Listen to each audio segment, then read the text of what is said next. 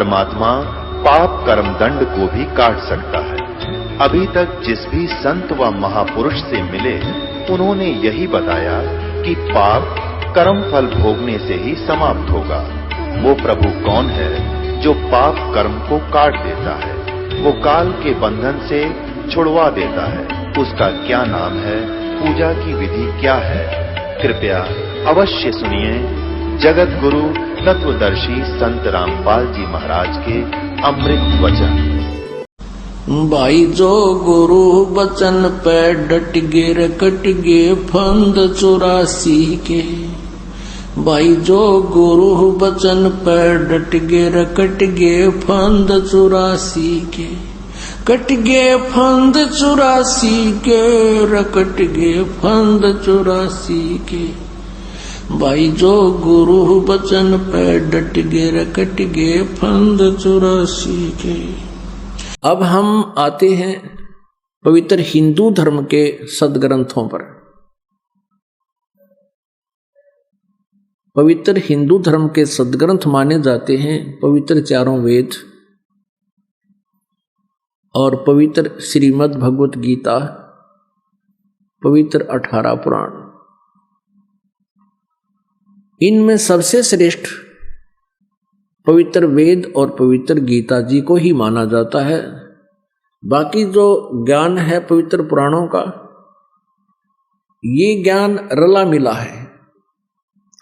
कहीं पर तो ब्रह्म ने बोला है और कहीं पर किसी ऋषि का अपना अनुभव पुराणों में लिखा हुआ है, उसका अपना भी विधान है।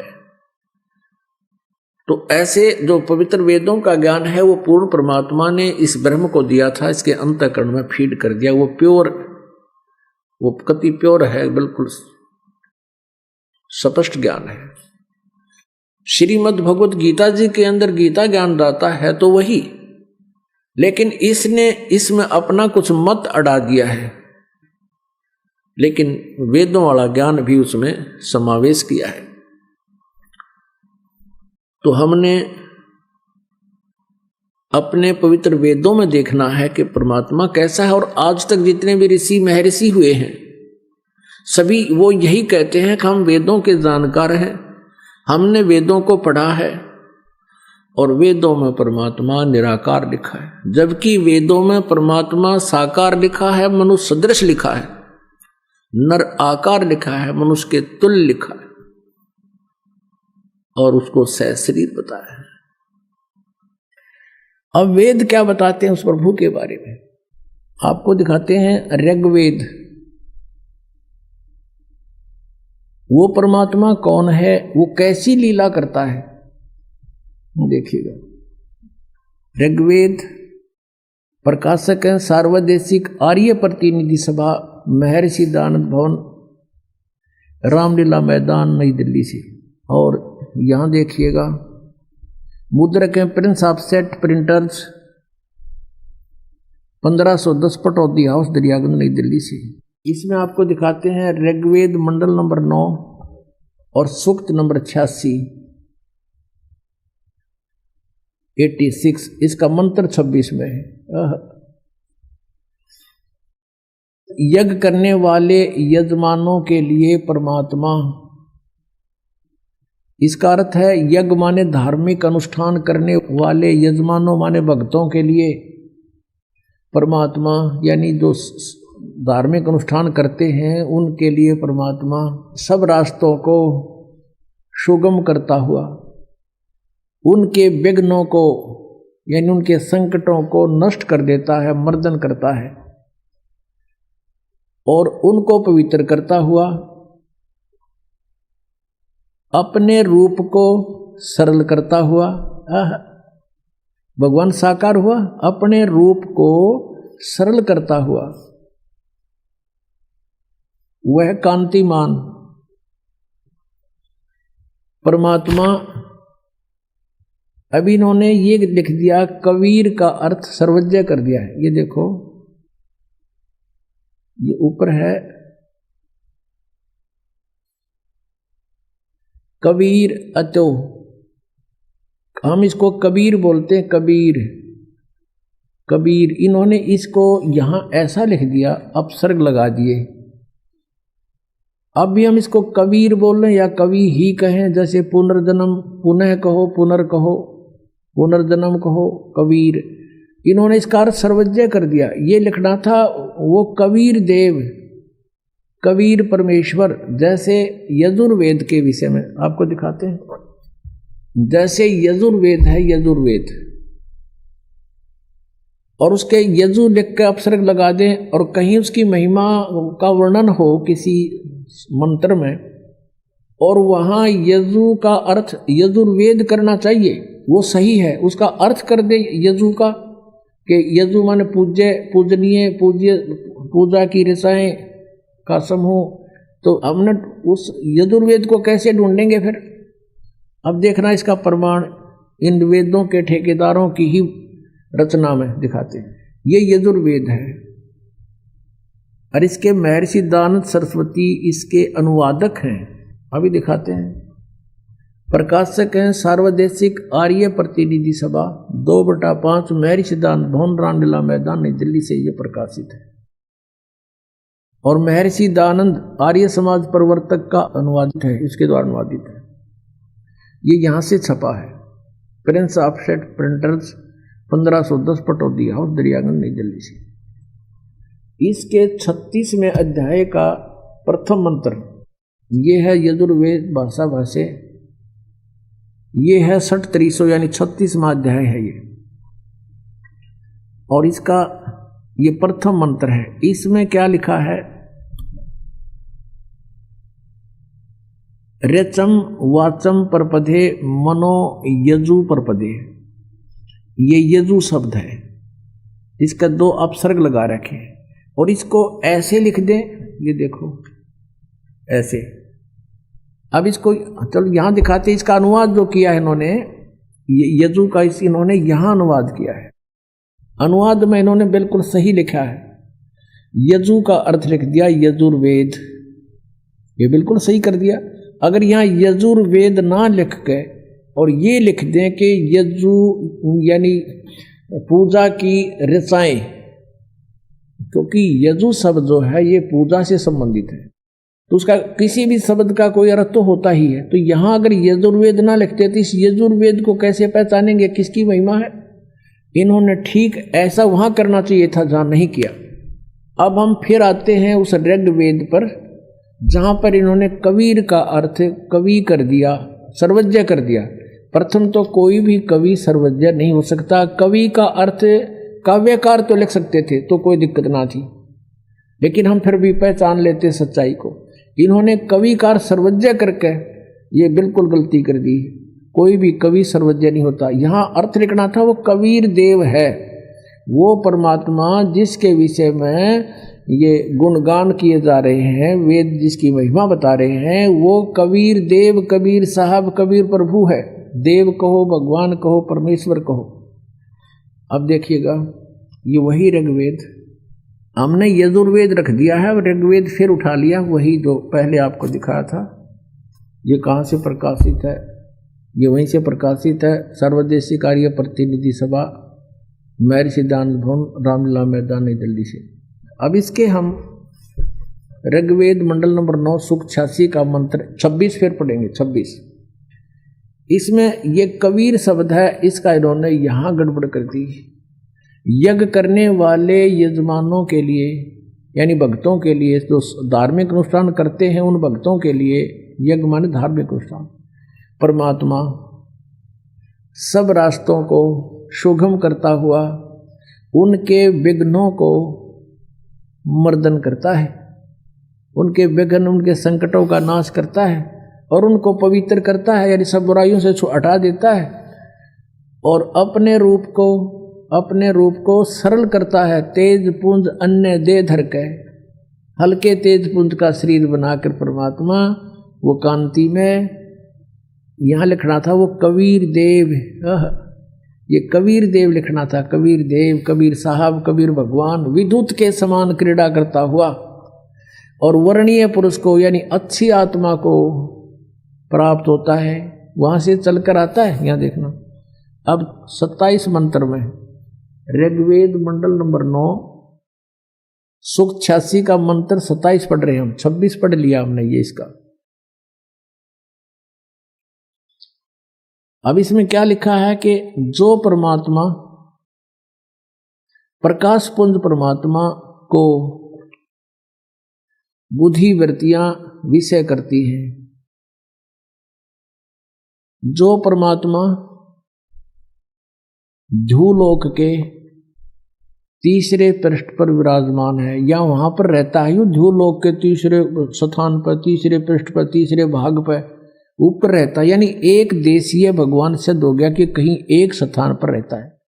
और वहां से फिर देखना, अब ऋग्वेद मंडल नंबर 9 सूक्त 82 का ये देखिएगा,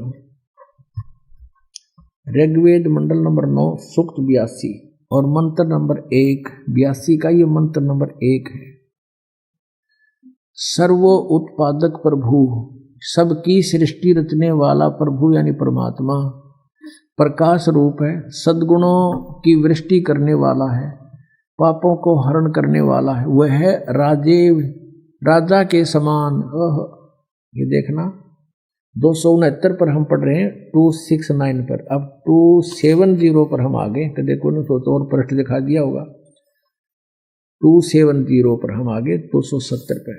तो राजा के समान दर्शन यह है, यहां आपने देखा राजा के समान, राजा के, और यहां लिखा है समान।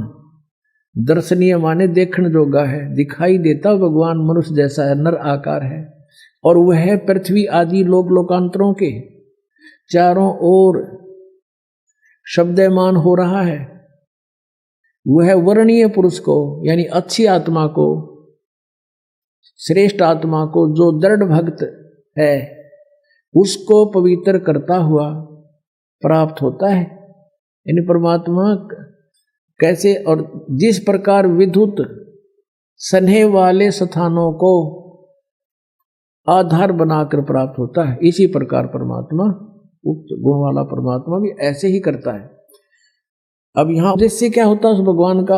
अब ऋग्वेद मंडल नंबर 9 सूक्त 82 के मंत्र नंबर 2 में बताया है कि हे परमात्मा, उपदेश करने की इच्छा से यानी तत्व ज्ञान बताने की इच्छा से आप महापुरुषों को प्राप्त होते हो, अच्छी आत्माओं को मिलते हो, महान आत्माओं को, और आप अत्यंत गतिशील पदार्थ के समान यानी बहुत तेजो गति में चलने वाले की तरह हमारे आध्यात्मिक यज्ञ को प्राप्त होते हो। आप कवि कार से लिख दिया, कवि सर्वज्ञ है, आप कबीर देव हैं। परमात्मा ने 600 वर्ष पहले कहा था, वेद मेरा भेद है, मैं ना वेदन के माही और जौन वेद से मैं मिलूं। वो वेद जानते नहीं, वेद मेरी महिमा गा रहे हैं, पर इन में वर्णित विधि से मेरी प्राप्ति नहीं हो सकती। वह परमात्मा कबीर देव है, शुद्ध स्वरूप है, हमारे पापों को दूर करके हे अमर परमात्मा, हे सोम, आप हमको सुख दें, और भाव को उत्पन्न करते हुए आप हमको सुख दें, और प्रेम भाव को उत्पन्न करते हुए पवित्रता को उत्पन्न करें।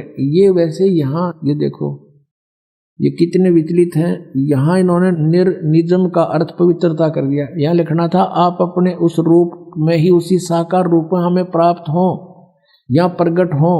अपने आत्मा ये स्पष्ट हो गया कि कबीर परमात्मा है, और वो यहाँ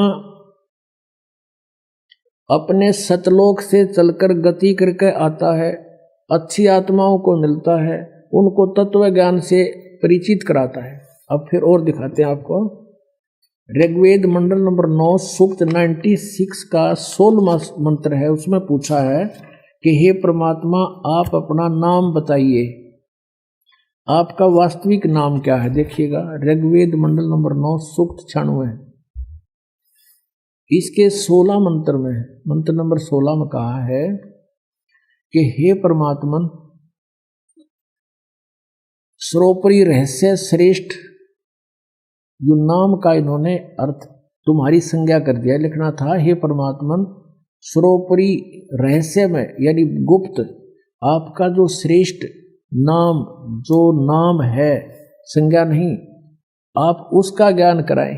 अब इसमें 17वें श्लोक में ये स्पष्ट किया है कि शिशुम जगानम हरियंतम मर्दंती शुभंती वहीन मरुतो गणेन। कबीर भी यू रह पर कबीर गिर भी कावेना कबीर संत सोम पवित्र एति पवित्रम अत्येति रेभन। इसका सीधा सार्थ है कि जो परमात्मा अपनी लीला अनुसार एक शिशु बालक का रूप धारण करके जानबूझ कर प्रकट होता है और वो अपनी महिमा की कबीर वाणी के द्वारा कावेना कवि यानी कविताओं से अपनी महिमा का गुणगान करता है ऊंचे स्वर में। रेबन माने ऊंचे स्वर में बोल बोल के, और वो कबीर देव होता है और वो होता है परमात्मा, उसका नाम कबीर देव है। अब इन्होंने क्या कर रखा है, शिशुम का अर्थ कुछ और ही कर दिया है। उस परमात्मा को जो सदा प्रगट है, जो अत्यंत कमनीय है, उसको उपासक लोग बुद्धि विषय करते हैं और उसकी स्तुति द्वारा उसके गुणों का वर्णन करते हैं। विद्वान लोग उस गतिशील परमात्मा का गुणों के गणों द्वारा वर्णन करते हैं। अब यहाँ इन्होंने क्या कर दिया, इस कबीर गिरभी को दो भाग कर दिए। कवि कबीलो कर दिया कबीर का, और गिरभी माने वाणी द्वारा।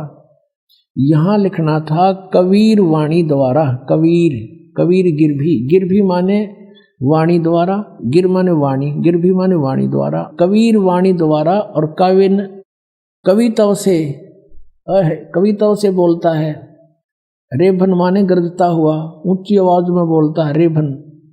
इसका इन्होंने इस एक कवि का अर्थ तो कर दिया कबीर का, इस कबीर का अर्थ नहीं किया। आप देख लो, ये ब्रैकेट में इनकी संस्कृत है, इसमें कहीं पर भी दूसरा कबीर नहीं है। कबीर ये देखो, ये पीछे देख के खूब देख सकते हो। और यहां केवल एक कबीर लिखा है, ये लिखा है कबीर। ये कबीर गिरभी, कबीर गिरवाणी, कबीर वाणी द्वारा लिखना था। उसके बाद कबीर शब्द नहीं है, ये इनके सब आदि है, इसमें कहीं पर भी कबीर शब्द नहीं है। और ये एक कबीर ने खा गए। अब जब एक अक्षर का भी अर्थ कहीं नहीं है तो वो अनुवाद कैंसिल होता है, क्रॉस लग जाता है। इन अनुवाद ठीक नहीं किया। अब इसका अर्थ ये है, ये दास बताएगा, परमात्मा ने ये चारों वेद, पांचों वेद दिए थे इस काल को, और जो कुछ भी इसमें लिखना कहना सुनना था हमारे लिए, वो सारा कुछ लिख कर इसको दे दिया। उसने एज इट इज बाहर निकाल दिए। ये न्यो के न्यो है। इसमें परमात्मा ने आप पर बताया है कि आपका असली नाम क्या है, प्रश्नोत्तरी स्वयं लिखकर भेज रखे। फिर यहाँ बता रखा है कि वो कबीर देव है, और वो शिशु रूप धारण करके जब प्रकट होता है अपने उद्देश्य को लेकर आता है तत्व ज्ञान देने के लिए। वो अपने मुख से वाणी बोलता है, वो कबीर जी द्वारा बोली गई वाणी कबीर वाणी कहलाती है। उस कबीर वाणी द्वारा कविताओं से, यानी कविताओं के माध्यम से, लोकोक्तियों के माध्यम से अपना सत्ज्ञान उच्चारण करता, बोलता है। वो परमात्मा होता है कबीर देव। कबीर संत सोम, वो ऋषि या संत रूप में प्रकट होता है, और वो कवियों की तरह आचरण करता है, वो होता है परमात्मा।